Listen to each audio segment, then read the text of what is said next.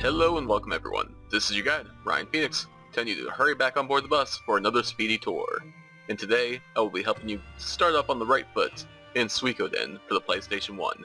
An interesting thing about the first Suikoden game, as soon as you leave the castle and are given control of your character, you are given a lot of freedom to do as you like, even though the game doesn't outright tell you. So let's take this opportunity to get some early game goodies, shall we? I'm going to show you how to get one of two possible runes which can be extremely helpful for the rest of the game. The way that the game decides on which of these runes you get depends on if you take this quest solo or with your pal Ted. If you want to go it alone, simply leave the house as soon as you are in control. If you want a partner in crime, Ted will join your entourage as soon as you head up the stairs of your home. Just be sure not to head to your bedroom to start the next cutscene and head outside instead. After deciding whether or not it's too dangerous to go alone, we're off to the shops. Yes, before we actually get going, there are three things that we should do. 1. Save our game. 2.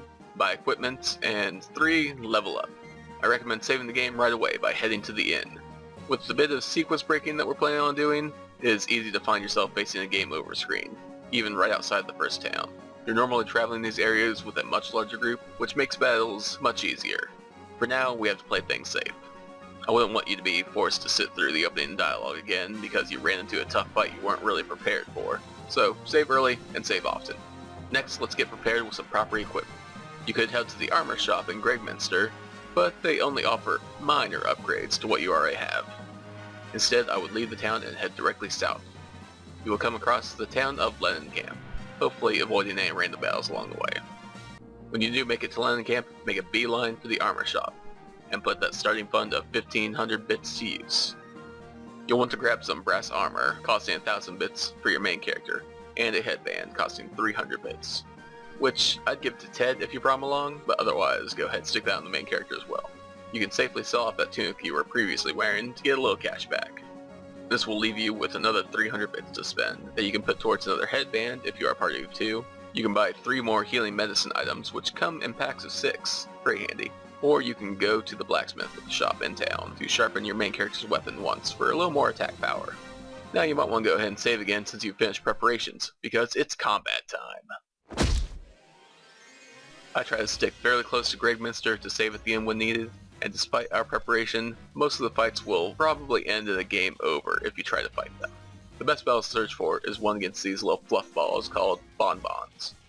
They're weak enough to do minimal damage to your main character, but still give a good chunk of experience. After a single battle against 3 of them, I was bumped up to level 4. Ted will likely fall in battle if you chose to bring him along.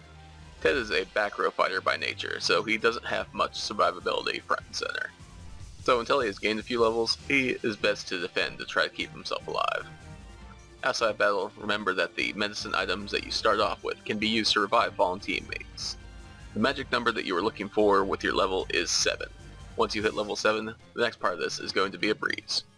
While it isn't necessary, it will be a big help. When you feel you're ready, we're going to head southwest from Gregminster and cross this bridge to reach Mount Tigerwolf.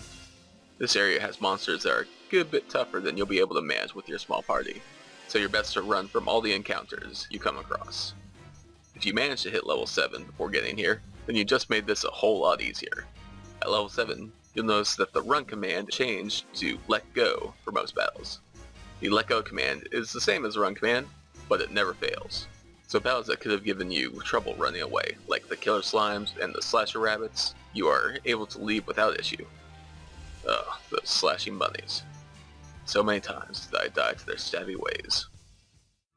That's enough rambling, let's get through Mount Tigerwolf. Also, feel free to snatch up all the treasure along the way. You've earned it.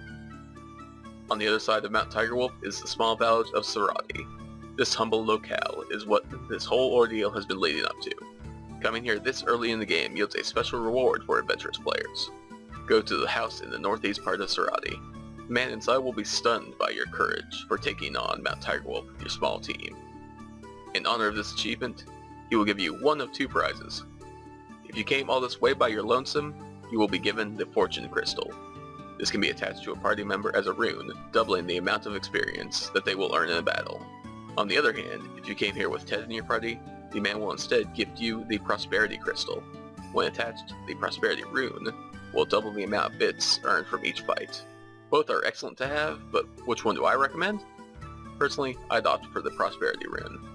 I find myself needing money much more often in the game than I do finding myself needing levels. It should also be of note that later in the game, you can purchase the Fortune Crystal, while the Prosperity Crystal can only be found as a rare enemy drop. Whichever you choose, I can guarantee that you will be in much better shape for the rest of the game with these tools in your possession. Now, go forth, courageous hero, and gather the 108 Stars of Destiny. Hey guys, thanks so much for watching this Speedy Tour. Suikoden is a great gaming series, and I'm sure that I'll be talking about it more in the future of this channel.